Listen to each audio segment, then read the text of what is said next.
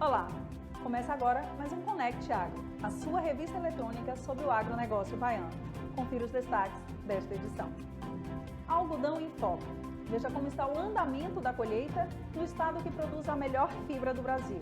E uma ação do Núcleo das Mulheres do Agro do Oeste da Bahia para beneficiar crianças da zona rural. Você vai ver também a aposta de alguns produtores rurais na cultura do cacau aqui na região, o início do vazio sanitário e a importância do trabalho de fitossanidade nas propriedades rurais. E tudo sobre o projeto Feira Segura, realizado pelo Sindicato Rural e o Sistema FAEB-Senar, para capacitar feirantes de Barreiras durante a pandemia. Neste programa, estreamos o quadro Mercado e Negócios, que trará conteúdo diversificado sobre economia e gestão, com a apresentação do especialista Paulo Sarracin. A partir de hoje, passamos a exibir também uma série comemorativa pelos 30 anos da AIBA, com depoimentos que trazem uma parte da história da associação. Celebrando esta data especial, o entrevistado deste programa é Celestino Zanella, presidente da AIBA. O Conect Agro está no ar.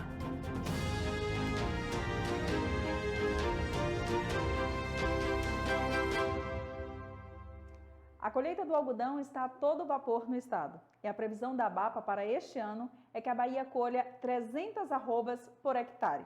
Confira a matéria. Safra cheia. Esta é a expectativa dos produtores baianos de algodão, que já estão colhendo o resultado de muito trabalho e do manejo correto na lavoura deste ano. Em relação à safra passada, de acordo com a Associação Baiana dos Produtores de Algodão, a perspectiva é de manutenção da produção, apesar da redução de 5% da área plantada. Segundo o maior produtor de algodão do Brasil, a Bahia tem aqui no Oeste 97% de sua plantação total. As máquinas já estão em campo nas propriedades rurais dos municípios de Correntina, Formosa do Rio Preto e São Desidério. A previsão da ABAPA é de manter o patamar de 1,5 milhão de toneladas entre fibra e caroço. Na fazenda Belisário, que fica na divisa entre Formosa do Rio Preto e Riachão das Neves, a colheita foi farta e seguiu a tendência de arrobas por hectare. Este ano aqui no início do plantio do algodão, né, a gente teve algumas intempéries de clima, né, com um pouco de veranico no começo, e isso aí atrapalhou um pouco o estabelecimento da cultura, né?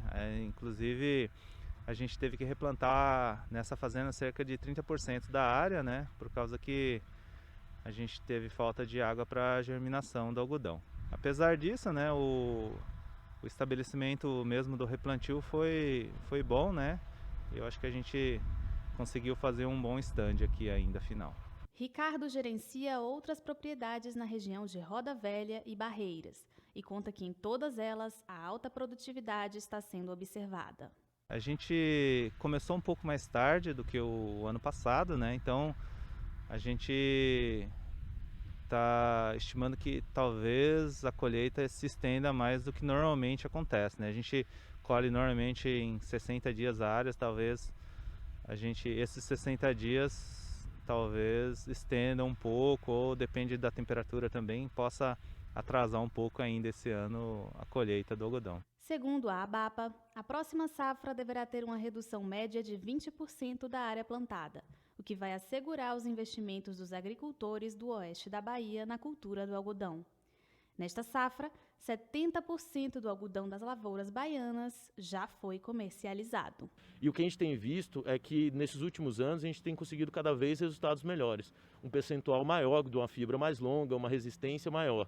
E isso tem gerado bons resultados. Tanto que num ano como esse, por exemplo, que a gente teve todo esse problema do coronavírus, que prejudica bastante a comercialização pela redução do consumo do algodão no mundo, a gente vê que aqui na Bahia a gente acaba levando bastante vantagem, que a gente consegue negociar mais rapidamente com os demais. Porque toda vez que a gente coloca no mercado, os compradores são muito interessados, porque eles sabem que a qualidade aqui é garantida.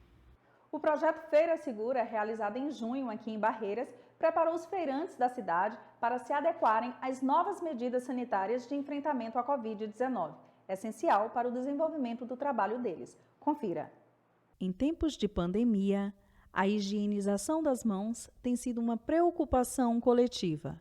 Neste período, os produtores rurais do oeste da Bahia foram além para oferecer aos consumidores alimentos já sanitizados, reduzindo assim as chances de proliferação de vírus e bactérias. Tudo isso com a adoção de cuidados simples durante a exposição e comercialização das mercadorias na Feira Livre de Barreiras. Quem passou pelo local já percebeu a diferença no manuseio dos produtos. Os feirantes estão equipados com aventais, luvas, toucas e máscaras. Já os produtos ganharam embalagens, que os deixaram menos expostos e, consequentemente, mais limpos. A ação é fruto de uma parceria entre o Sindicato dos Produtores Rurais de Barreiras e o Sistema FAEB-Senar e conta com o apoio do município. A iniciativa veio para tranquilizar comerciantes e consumidores neste período de alerta, mas os benefícios desta ação vão durar após a pandemia, propondo uma feira limpa e segura o ano inteiro.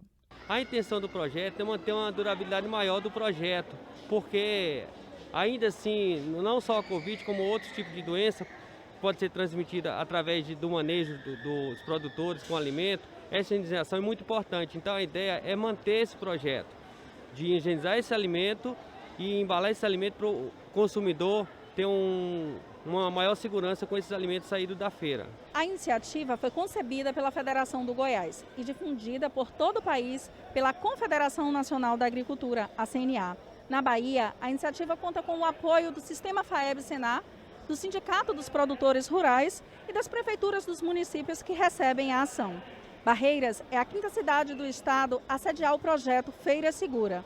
Fazendo jus ao nome, o consumidor tem a segurança de levar para casa um produto devidamente higienizado, embalado e com selo de procedência. Depois que a gente começou a embalar, dar esse tipo de suporte para o cliente, sabe? Passaram a olhar mais e consumir mais. Depois de percorrer algumas cidades, o projeto chegou a Barreiras. A capacitação dos feirantes e distribuição dos kits ficaram a cargo do Sindicato Rural. Foi uma capacitação, cada participante teve 4 horas de treinamento.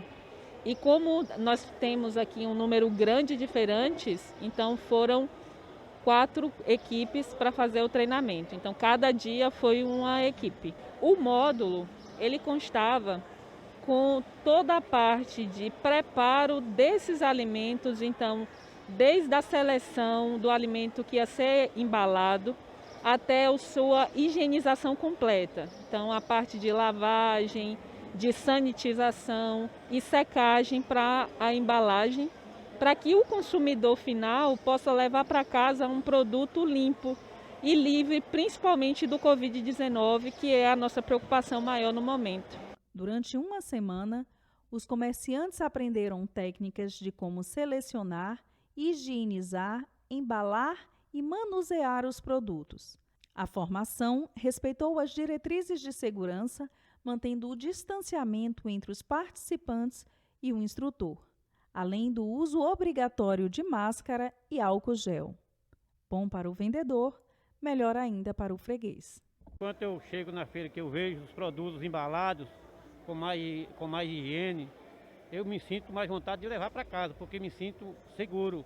A gente se sente seguro em chegar e ver os produtos embalados com higiene, limpozinho. Você está vendo que a feira está toda bonitinha, está tudo legalzinho, entendeu? Você chega e sente vontade de levar o produto. Enquanto eu chego na feira que eu vejo o dono das bancas com máscara, com luva, com higiene, muito importante para nós, entendeu? Como consumidor, eu me sinto muito seguro, entendeu? E muito satisfeito em ver a feira totalmente com higiene. Nota 1000, certo? Voltamos a falar de algodão, desta vez unindo a solidariedade. O projeto Algodão que Aquece, idealizado pelo Núcleo das Mulheres do Agro do Oeste da Bahia, vem realizando as suas doações desde o mês de junho em algumas cidades da região. Veja como foi. Levar um pouco de amor, aconchego e conhecimento para estudantes carentes. Esta é a proposta do projeto Algodão que Aquece, uma iniciativa do Núcleo das Mulheres do Agro do Oeste da Bahia, que está em seu 3º ano de realização. Em junho, 3.000 crianças que estudam nas áreas rurais dos municípios de Barreiras, Luiz Eduardo Magalhães e Riachão das Neves ganharam agasalhos e máscaras doados pelo projeto. Os mais de 270 estudantes de 4 escolas da zona rural aqui de Riachão das Neves receberam os casacos doados pelo projeto Algodão que Aquece, que contou com doações da ABAPA para a confecção, assim como as máscaras que eles também levaram para casa hoje. Por aqui eles não estão tendo aulas por conta da pandemia. Porém, garantiram que esse será um presente que fará diferença no dia a dia. Seu Genesi tem 3 filhos que estudam na Escola Municipal Henrique Antônio dos Santos, a maior da comunidade de Pajeú. Esses casacos aqui vão ajudar nós no momento que vai entrar no mês de frio, que é junho, julho e agosto. Vai aquecer nossos filhos aqui na região de Pajeú Canudos. Vai ser muito bom, foi gratificante ter recebido esse presente. Eu agradeço a equipe toda, viu? A nossa comunidade é carente, né? E muitas das vezes as crianças não têm um casaco como esse, não têm a possibilidade de ter. E assim, o projeto está vindo de uma forma muito abençoada. Eu vi a plantação de algodão e achei muito legal. Agora eu ganhei um casaco de algodão e eu gostei muito. De acordo com a presidente do núcleo, o projeto inclui ações educativas e de conscientização que serão realizadas com as crianças através dos professores, assim que as aulas retornarem. Como esse ano nós não estamos podendo ter esse contato com as crianças e levar o conhecimento acerca da cultura, do algodão e da agricultura, nós estamos preparando um material em vídeo, um desenho animado que conte um pouquinho da história do algodão, da cultura do algodão, para que as escolas possam trabalhar isso num segundo momento com as crianças. Sendo assim, elas receberão a informação de onde provém o agasalho que está chegando hoje até as suas residências, que na grande maioria está sendo retirado pelos pais. A gente sabe, né, da necessidade, da carência, não só de Riachão, mas todo o oeste da Bahia, mas se tratando de Riachão das Neves, a gente abraça a causa, agradece, né, essas produtoras. Em 2018, 400 crianças foram beneficiadas pelo projeto, número que subiu para mais de 600 no ano passado. O crescimento se deve à adesão de parceiros que se engajam na causa. O nosso intuito é colaborar com essas crianças de uma forma sutil, de uma forma muito cuidadosa, para que essas crianças se sintam incluídas, não se sintam exclusas da nossa atividade, que eles possam se sentir parte desse trabalho que é feito na nossa região, para que eles possam se sentir parte da agricultura que é tão desenvolvida e tão trabalhada aqui na região oeste. Quando o assunto é diversificação de cultura, o oeste da Bahia tem se destacado com apostas que vêm se mostrando cada vez mais rentáveis. O repórter Zé Filho foi a campo conhecer uma dessas apostas, o cacau. Originário da região amazônica, o cacaueiro é uma planta de grande valor econômico.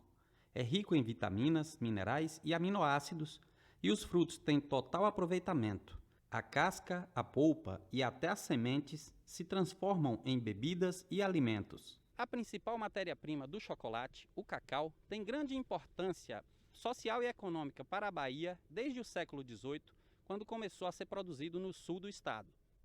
Essa cultura, que sofreu forte declínio na década de 1990, voltou com força no oeste baiano, com alto potencial de produtividade. O produtor Antelmo Pinto é um dos entusiastas da cultura que buscam aumentar a adaptação das plantas às condições climáticas do Cerrado baiano. Eu visitei essa área aqui, essa área estava abandonada, numa região que se dizia inóspita para cacau, que a região que se falava de cacau era a região quente e úmida do sul da Bahia e da Amazônia, do Pará. Aí eu adquiri essa área e comecei a trabalhar com o manejo dessa área. Após os primeiros bons resultados, gerados a partir da adoção de técnicas próprias, de acordo com as condições climáticas da região, os produtores passaram a acreditar na viabilidade do produto. A resposta veio muito positiva. Essa região hoje eu defendo talvez como uma das melhores regiões do Brasil para a produção de cacau. A consolidação do cacau no oeste passou a exigir investimentos em pesquisa agronômica. O agrônomo Thales Rocha veio da região sul do estado e passou a conduzir diversos experimentos para o desenvolvimento da cultura. O grande diferencial dessa região é que hoje a gente tem um período aqui de 6 a 7 meses que a gente trata como uma sepsia, um período de baixa probabilidade de infecção de fungos, além de que o cacau nessas áreas não tradicionais ele incorpora características diferentes na amêndoa. O sul da Bahia tem em torno de 420 mil hectares de cacau, só que com produtividade de 13 arrobas por hectare. Essa área aqui, em torno de 170 arrobas, já atingiu por hectare. O empreendimento investiu também em mudas de qualidade, adaptadas para as condições climáticas regionais. O gargalo de mudas é muito problemático quando nós trazemos de uma região que tem a contaminação da vassoura de bruxa. Nós estamos evitando essa vinda dessas mudas de outras regiões para criarmos o clima, aclimatarmos ela aqui. Investidor do projeto, o produtor Moisés Schmidt enxerga no cacau uma das culturas com maior possibilidade de sucesso no oeste baiano. E o nosso forte, como todo mundo sabe, é grãos, fibras, né? Hoje nós somos na área de sequeiro, produtores aí já há 40 anos, há 1 ano e meio praticamente, começamos a enxergar o cacau com um potencial muito grande aqui no oeste da Bahia. E isso foi bacana, porque deu uma diversificação melhor dentro do processo do agronegócio como um todo aqui no oeste da Bahia, entendendo tanto a banana como o cacau específico onde nós estamos aqui, como um grande potencial e um grande vetor de crescimento na produção e distribuição de renda do vale do oeste da Bahia como um todo. Logo após o intervalo, você vai ver a importância do monitoramento das lavouras no período de pós-colheita e os preparativos para o início do vazio sanitário, que começa em 1º de julho. Veja também a estreia do quadro Mercado e Negócios. É já já, não saia daí.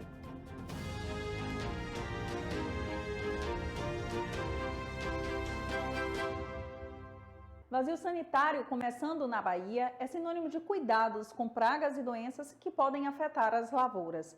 Conheça agora o trabalho de conscientização e monitoramento realizado pelo programa fitossanitário durante esse período. Com a aproximação do vazio sanitário deste ano, o trabalho do programa de fitossanidade, fruto de parceria entre a IBA, a BAPA, sindicatos dos produtores rurais, Fundação Bahia e a ProSoja, é intensificado. O programa fitossanitário da soja e do milho busca alertar o produtor sobre doenças e pragas que podem atingir a propriedade antes e durante o vazio sanitário, período em que não há culturas em campo, mas que exige um monitoramento constante do produtor.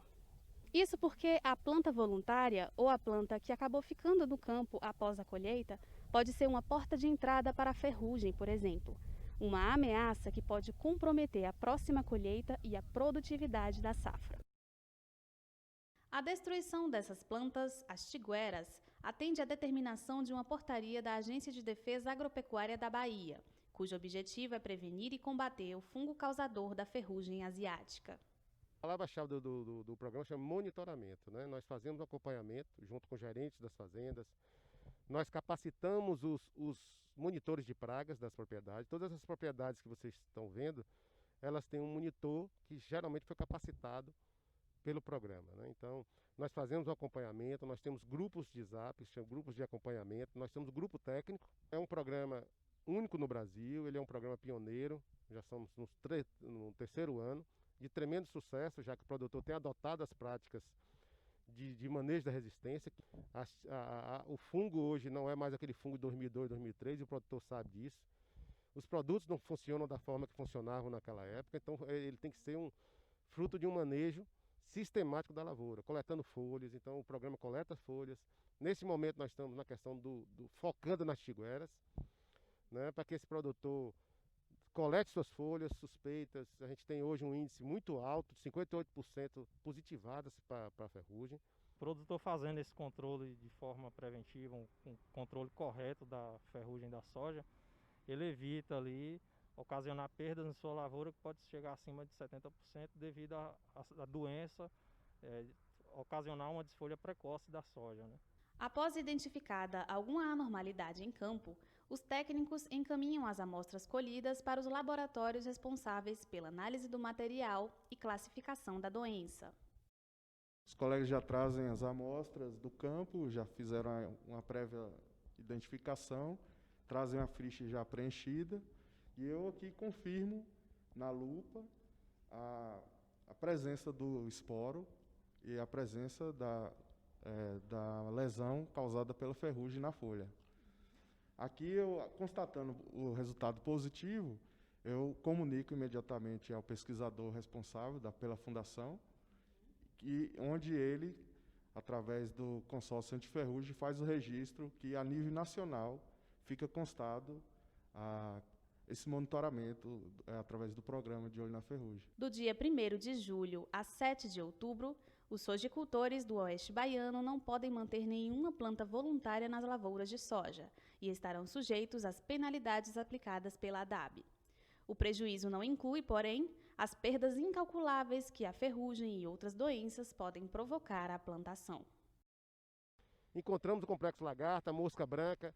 Então, realmente a planta voluntária, a planta verde, a planta viva, ela se torna uma hospedeira muito forte dessas outras pragas que causam prejuízos para o produtor, né, e para a região, porque na verdade a região quer colher safra cheia e o produtor merece, um produtor eficiente, consciente aqui do Oeste, ele merece colher uma safra cheia. Estamos estreando hoje aqui no Conect Agro um quadro exclusivo para abordar assuntos relacionados ao agronegócio e mercado financeiro, uma das áreas mais importantes para você que é produtor rural e para você que quer se manter informado sobre economia. Para isso, vamos receber a partir de hoje aqui no estúdio o especialista no tema Paulo Sarracini, que ficará à frente do quadro Mercado e Negócios.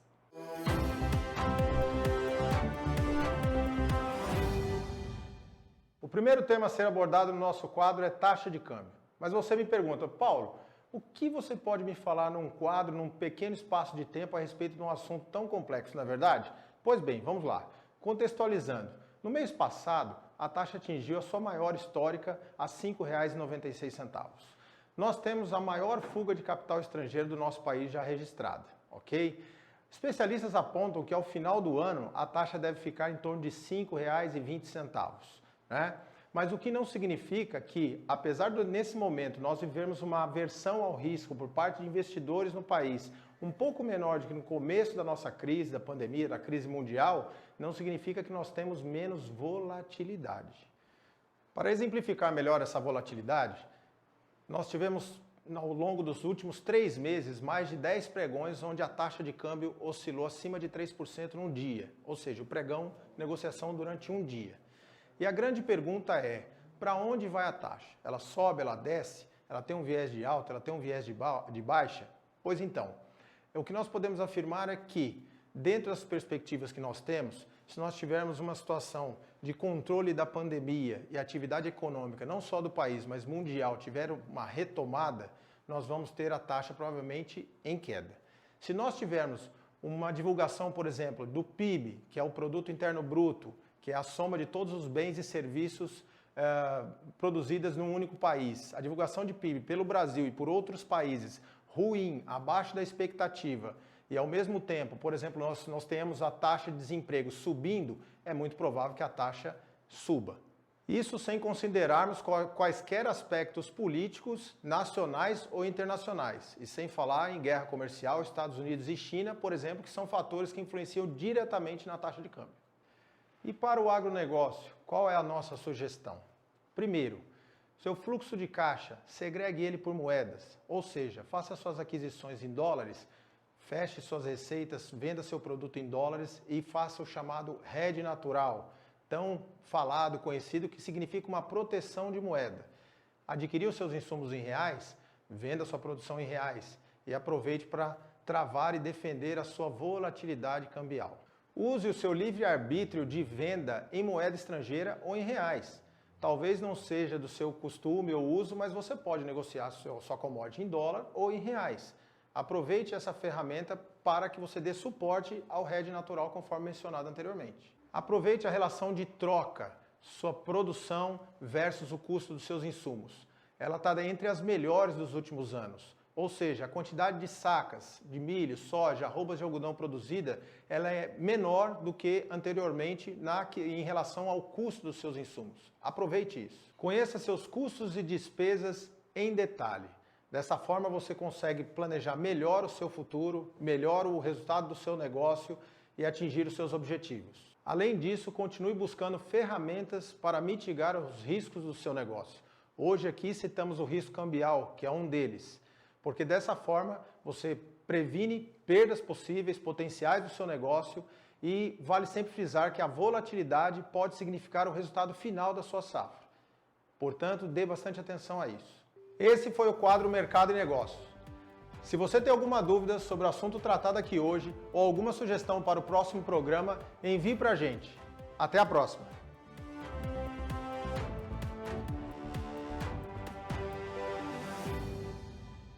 No último dia 22, a IBA comemorou 30 anos de sua fundação. Isso significa que há 3 décadas, com ações concretas e efetivas, a associação tem projetado o oeste da Bahia entre os maiores produtores de grãos e fibra do Brasil, contribuindo assim para garantir a segurança alimentar de uma população cada vez mais numerosa. Essa trajetória em prol do desenvolvimento do oeste da Bahia será contada por pessoas que fizeram parte dessa história e tiveram suas vidas impactadas pelo agronegócio. Confira os depoimentos a partir de agora e ao longo da semana em nossos canais digitais.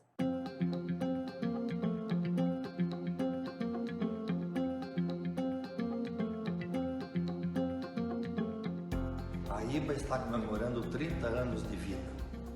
Nesse período de pujança do agronegócio do oeste da Bahia, como uma entidade que representa nós produtores, com isso trazendo um elo de ligação com o governo do estado e o governo federal.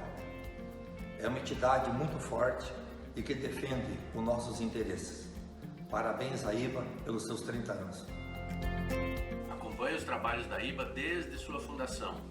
Tive o orgulho, a honra de poder participar de várias diretorias e acho que a contribuição que ela trouxe para a região é algo fantástico. Certamente nós não teríamos o desenvolvimento que temos se não fosse o trabalho de tantas pessoas que passaram por dentro da IBA, dedicando seu tempo e seu esforço para que trouxéssemos melhorias para a nossa região. Parabéns a todos aqueles que de alguma forma participaram das diretorias e da equipe da IBA. Parabéns à diretoria atual e parabéns à IBA de maneira geral por esses 30 anos de trabalhos e de conquistas para o oeste da Bahia e para toda a Bahia. Parabéns à IBA por esses 30 anos de luta em defesa dos agricultores e por ser essa entidade tão plural que não só fica na defesa dos agricultores, mas também vivencia toda a sociedade com projetos sociais e projetos ambientais.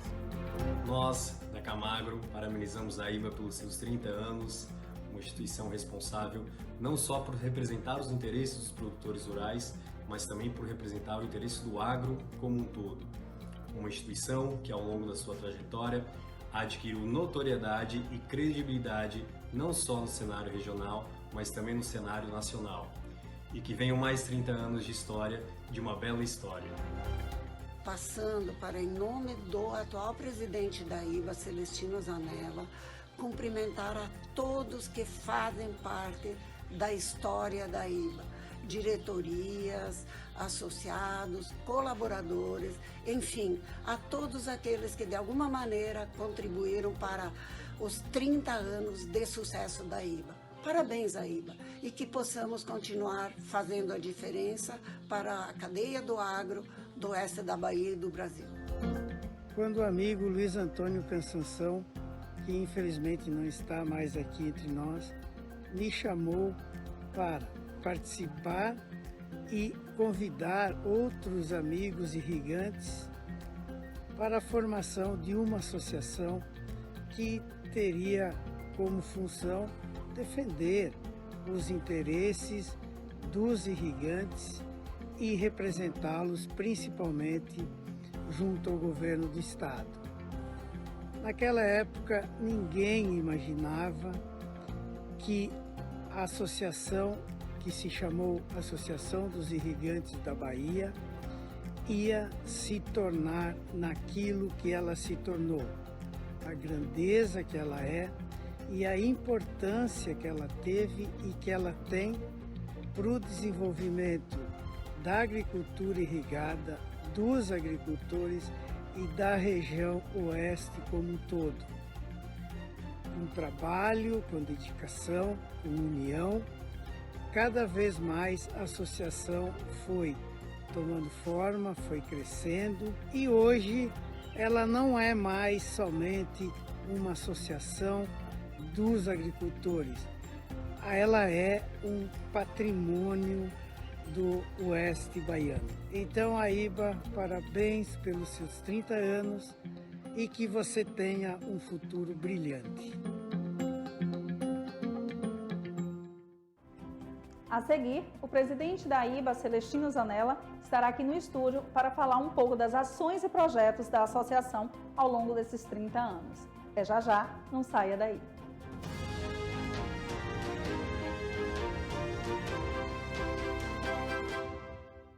Voltamos com o nosso quadro de entrevista que hoje traz Celestino Zanella, o presidente da Associação de Agricultores Irrigantes da Bahia, Aíba, que está comemorando 30 anos da sua fundação. Zanella, muito obrigada pela sua participação aqui no estúdio do Conect Agro. E vamos começar falando como começou essa atividade, né? A história da Aíba meio que se confunde com a história do agronegócio do oeste da Bahia. Então eu quero que você conta como foi esse processo, essa necessidade que os agricultores sentiram lá atrás de se unirem para se sentir representados através de uma associação. Bom, o nome original da associação era Associação dos Irrigantes da Bahia. Evidentemente que todas as associações nascem por necessidades. E a necessidade da época era um pouco diferente da atual. O que dizia na época? Tínhamos problemas com a outorga de água. Então, no primeiro momento, a associação surgiu, pelo que eu ouvi, justamente dessa necessidade que os agricultores tinham de participar da normatização das outorgas. E aí, as pessoas perceberam, os agricultores perceberam que podia se fazer muito mais do que isso. Sim. E aí a associação foi criando corpo, foi se fortalecendo e foi andando. As demandas no decorrer dos tempos foram mudando, mas a necessidade associativista permaneceu. O que acontece num tempo posterior? Nós passamos a ter produção, passamos a ter comercialização e passamos a ter os primeiros embates na área tributária. Um dos primeiros embates da IVA foi na área de ICMS. Então, débito, crédito, entrada, saída de mercadorias. E daí, em algum momento, tínhamos um crédito de ICMS sobre diesel.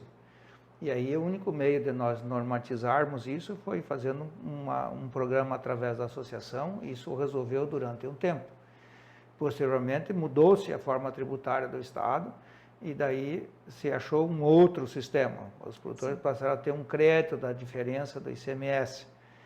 Foi se ajustando com o passar do tempo e ainda hoje os produtores não têm um débito e crédito de ICMS. Isso é uma vantagem em alguns casos e uma desvantagem muito grande no outro. O que acontece? O agricultor e o Estado têm que discutir essas dificuldades e chegar nos acordos. Evidentemente, o sistema tributário nacional veio colocar de novo no enfoque a reforma tributária. Então, os passos seguintes da IBA, nos próximos anos, vai ser um enfoque diferente. Nós temos uma dificuldade hoje na área logística, temos uma dificuldade na área social, temos algumas dificuldades na área de indústrias. Então, tudo isso a associação vai se reinventando gradativamente. O fato, e extremamente importante, é que a IBA é uma das associações mais velhas do centro-oeste do país. O agricultor aqui no oeste não tinha nada além da sua bravura, além do seu pioneirismo, além do seu empreendedorismo, e nem mesmo alguns tinham conhecimento do que eles imaginavam que iam plantar. Ouvia-se que poderia ser soja, poderia ser milho, poderia ser café, poderia ser gado, poderia ser qualquer outra coisa. Então, as pessoas não tinham uma noção exata. O nível de conhecimento das organizações e tudo foi surgindo a posteriori. Então, as dificuldades que foram fortalecendo. Então é por isso que a IBA é forte hoje, devido às dificuldades maiores que a região enfrentou nesse período de 30 anos. Então foi uma aposta meio que no escuro, né? Porque as terras daqui eram consideradas inférteis, digamos assim. Então chegaram os agricultores vindo do sul do país para tentar implantar uma atividade que aqui ninguém apostava. Eu diria assim que os agricultores que passaram pelo Paraná, Santa Catarina, nos vales, logicamente não tem nada comparativo com o nível de fertilizado dos solos que nós temos nos cerrados. Quando nós viemos para os cerrados, a nossa família trabalha no cerrado desde 79, os conhecimentos não eram poucos, mas o que nós temos que levar em consideração é que os agricultores também tinham um nível educacional menor. Hoje o nível educacional no Centro-Oeste provavelmente é a atividade que tem o melhor nível educacional do país. Se nós pesquisarmos todos os produtores do Centro-Oeste, nós vamos encontrar pessoas com nível educacional muito bom. Pessoas com faculdade, mestrado, pós-doutorado, doutorado e outras especialidades que surgiram no agronegócio, porque é um setor muito dinâmico. E é um setor que permite ainda que nós façamos do empreendedorismo a nossa atividade principal. Então nós gostamos do desafio, nós gostamos dessa atividade. E a região oeste foi se consolidando, veio os primeiros asfaltos, veio a própria BR-020, a 242, e foi se consolidando. Se você imaginar que nos anos 70, talvez, não posso imaginar quantos dias você demorava para sair de Barreiras e ir a Salvador ou ir a Brasília, né? Com certeza era um tempo grande. E começou a chegar os primeiros agricultores, começaram a produzir um pouco acima da média esperada. E aí veio mais agricultores e a infraestrutura foi se desenvolvendo. E a vinda dos imigrantes japoneses no projeto JICA ajudou tremendamente e daí automaticamente foi vindo mais e mais pessoas, né? Ou seja, o agronegócio, a IBA, por meio do agronegócio, contribuiu muito, né? Contribuiu fortemente para o progresso da nossa região. Porque através do agronegócio, outros investidores de outros segmentos começaram a vislumbrar essa região e querer investir aqui, não é isso? Exatamente. E aí as diretorias iniciais teve um papel fundamental. Sempre o presidente é a pessoa que aparece no dia a dia, mas a diretoria é que faz a diferença. A diretoria, o conjunto de agricultores que faz parte das diretorias, faz parte dos delegados, faz parte dos setores que fazem a diferença. No primeiro momento, como não tinha nada, qualquer coisa que se fizesse era expressivo. A diretoria do Humberto, na época, soube capitalizando esse trabalho e cada diretoria se esmerou por fazer alguma coisa. Se nós olharmos a história da IBA, nós vamos ver pontos importantes. O primeiro momento foi organizar os produtores, associar os produtores, focar os interesses da agricultura do Oeste num objetivo inicial.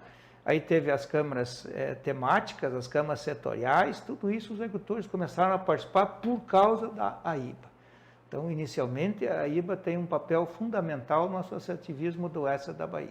Vejo a possibilidade de frutas, de peixes, de camarão, de folhas, de cacau, nossa, o que você Aliás, imaginar... o Oeste já tem diversificado essa questão da cultura, né? Se você olhar os números da fruticultura, você vai ver que a banana tem um destaque excepcional no faturamento agrícola. Sim, temos o maior produtor de bananas do país aqui na nossa região. Então, se você observar esse aspecto, é impressionante o que acontece com a bananicultura.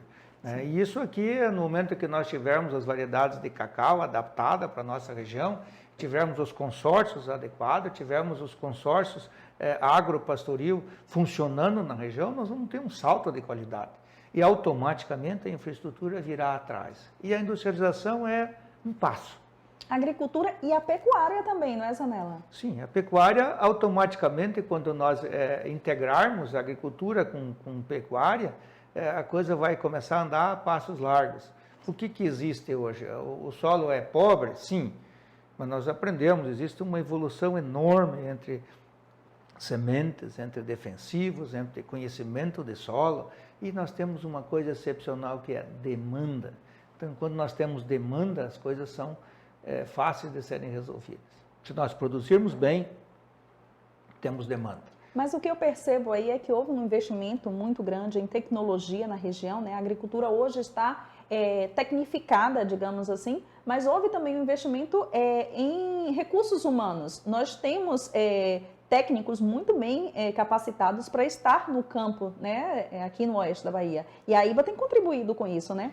Com certeza. Eu diria assim que a agricultura da Bahia é sempre com fortes emoções. Nós sempre temos um veranico, ou em dezembro, ou em janeiro, ou em fevereiro. Nós sempre temos 400 milímetros de chuva em 10 dias. Já tivemos 600 num período de janeiro aqui na região de Barreiras, que ocasionou um monte de problemas na época. Sempre temos esse tipo de coisa. Em alguma região do oeste, temos que lembrar que o oeste da Bahia, quando falamos oeste da Bahia, mas quando nós falamos de oeste, nós temos uma área maior que muitos estados brasileiros, né? E se nós lembrarmos que o oeste da Bahia, por exemplo, comparado com o estado do Nebraska, é quase o mesmo tamanho, né? E os caras irrigam lá mais de 4 milhões de hectares, né? E não tem nada a mais do que nós temos aqui. Então, eles têm o senhor inverno, eles têm a chuva que é muito melhor, a área que mais chove no Nebraska é 600 milímetros, e a área que chove menos de 200 milímetros. Então, nós temos aqui uma quantidade de chuva muito superior. Nós temos algumas coisas aqui que é considerado mitos. O mito de barramento, por exemplo. Esse negócio de não podermos fazer barragem, isso é um mito. Em qualquer parte do mundo onde a agricultura floresceu, a água é represada pedaço por pedaço. É aproveitada o maior número de vezes possível antes que o rio comece ao mar. O rio no mar não é nada. Então, esse é um processo que nós temos que trabalhar muito. E outra coisa, conforme nós vamos integrando os processos produtivos, as pessoas vão percebendo que o agricultor não destrói. Sempre temos alguns agricultores que não têm um pensamento positivo, mas na maioria absoluta das vezes o produtor é um cara que conserva muito, porque ele sabe, se não cuidar do que ele tem, ele fica sem. Então, sim, ele precisa do meio ambiente para poder produzir, né? Isso. Precisa para ele e para o próximo. Isso. Então, por isso que o oeste tem uma preservação na beira dos rios adequada, nos gerais. Isso vai acontecer no momento que nós tivermos renda e tivermos conhecimento nos vales. Vocês vão ver no futuro que todo o vale do Rio Grande vai ser preservado. Não vou dizer a mesma área que nós temos nos gerais. As propriedades são diferentes, as condições são diferentes, mas com certeza nós vamos poder utilizar até a beira dos rios com muita sapiência. Vamos poder produzir uma quantidade enorme de mel, por exemplo, na beira dos rios, tá? Junto com as frutas. Nós vamos usar a abelha para polinizar uma quantidade enorme de coisas. Vocês imaginam a quantidade de mel que nós temos capacidade de produzir só com as áreas preservadas próximas ao rio. O que a abelha precisa? A abelha precisa de flores e água. E precisa ser conduzida. Então, se os agricultores da beira dos rios mantiverem a área de preservação dos rios, mantiverem as frutas nas floradas adequadas nos períodos e não destruírem a própria abelha usando técnicas não apropriadas, eu acho que teremos uma capacidade de produzir mel como poucas partes do mundo. E mesmo os gerais, eu acredito que daqui a pouco nós vamos ter plantas ao redor das fazendas que vai ser utilizado como madeira no futuro. Sim. Nós temos variedades exóticas que podemos plantar nas bordas das fazendas, utilizando ela como quebra de vento, como divisa, no cuidado com fogo. O programa da IBA na área de combate ao fogo é excepcional. Começou com uma ideia absurda, que nós consideramos na época, não, se nós fizermos um convênio com o INPE, por exemplo, e determinarmos os pontos de calor e avisarmos os pontos de calor para os produtores vão conseguir combater os incêndios, isso não passava na nossa cabeça. Né? Os agricultores mais antigos, como pessoas da minha faixa etária, todos sabem como lidar com fogo. Hoje percebemos que nós temos que ter as nossas divisas preservadas, aceradas, e nós temos o controle de fogo, por exemplo, monitoramento, passa a ser fácil. Hoje, na área de São Desidério, parte da estrada aqui do café, que engloba essas duas áreas que nós determinamos na época de fazer o monitoramento, nós reduzimos tremendamente os problemas de fogo. Hoje, nas áreas aí, os produtores aprenderam a se unir, aprenderam a fazer um combate racional. Então, eu acho que tudo isso a IBA vem contribuindo. e tem contribuído com muito mais, né, Zanella? Você falou aí do programa de combate a incêndios florestais, mas a IBA tem um centro ambiental que atende produtor rural, que orienta produtor rural e que defende muito essa questão da preservação.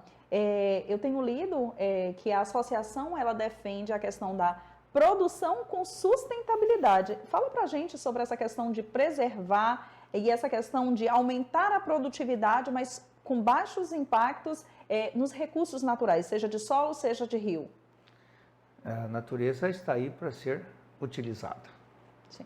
Nós temos que utilizar o maior número de vezes, acrescendo produtividade, acrescendo produtos, pensando que isso é uma coisa que não vai durar para sempre, mas nós precisamos comer todos os dias. Sim. A situação dos produtores é que nós façamos um trabalho cada vez melhor, utilizando cada vez melhor o capital, as pessoas e a propriedade. Então, eu acho que os produtores do Oeste cada vez tornam-se mais eficientes nesses quesitos. Zanella, você citou aí da atuação da IBA nas mais diversas frentes, mas uma coisa que me chamou muita atenção foi a sua primeira pergunta, a sua primeira resposta quando você falou que inicialmente era a Associação dos Irrigantes. Lá atrás, há 3 décadas, eu suponho que a agricultura irrigada não era tanta aqui no Oeste, que ainda hoje não é, né? É menos de 7% de todo o território agricultável. A agricultura sequeira ainda é a maioria. Então, o produtor rural já tinha essa visão, né? Ele por si só, como você costuma dizer, uma pessoa teimosa, mas é também uma pessoa visionária, né? Porque ao nascer a associação, já pensando na irrigação, e vocês têm trabalhado muito isso através da pesquisa, do estudo do potencial hídrico, e como é que você vê a agricultura irrigada hoje e os avanços que a nossa região pode ter? O estudo do potencial hídrico é uma coisa excepcional.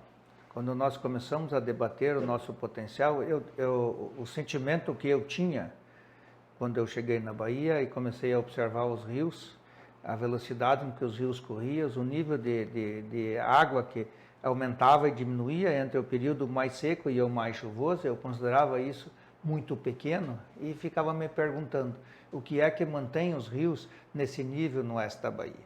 Eu não imaginava, eu não sabia, eu ignorava que nós tínhamos um aquífero aqui, neste volume. Eu imaginava que nós tínhamos alguma coisa de água no subsolo para que mantivesse os rios no mesmo nível de volume de água praticamente o ano inteiro. Então, quando nós discutíamos isso a nível de diretoria da associação, em nível de agricultores, né, eu sempre fui uma voz um pouco destoante, porque eu imaginava o potencial. Há 8 anos atrás, nós começamos a perceber que nós tínhamos que fazer alguma coisa com o estudo do aquífero, o estudo de irrigação, o uso adequado de solo, e aí a IBA começou a imaginar que nós tínhamos que ter um estudo mais apropriado. Aí fizemos a parceria com o governo do estado, começamos a estreitar esse relacionamento, discutir o plano, e aí, na época, a diretoria da IBA, essencialmente,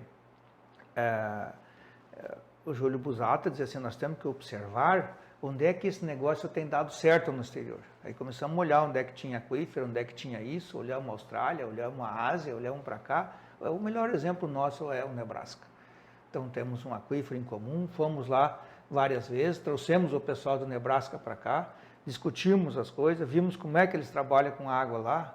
Então estão irrigando lá desde 1895. O americano tem um sentido um pouco diferente da organização que nós temos, menos interferência. E aí trouxemos esse estudo para cá. E aí tivemos um problema sério. Qual? Não temos energia. Aí descobrimos que nós somos impotentes para trabalhar com ANEEL na área de energia, o governo é muito travado nessa área. Tá? Então, de repente, destravamos alguma coisa na área de água, travou alguma coisa na área de energia, travou um pouquinho aqui, trava na estrada. Então, nós funcionamos tudo em conjunto. É por isso que a IBA passou a trabalhar em tantos lugares diferentes ao mesmo tempo. Trata com a ANEEL, trata com a Coelba, trata com o governo do estado na infraestrutura, trata com a INEMA, Secretaria do Meio Ambiente, trata com o secretário da Agricultura, trata com o MAPA. Então, nós passamos a trabalhar em todos esses setores que percebemos a nossa necessidade. E aí percebemos que nós precisamos ter um agricultor participando no máximo possível de lugares e ainda assim sendo coordenado pela associação. Ok, Zanella, muito obrigada. E assim nós finalizamos mais uma edição do Conect Agro. Obrigada pela sua companhia e você pode continuar nos assistindo ao longo da programação da TV Câmara e nos canais digitais da IBA. Não esqueça de participar e de colaborar conosco enviando a sua sugestão de pauta. Muito obrigada e até a próxima.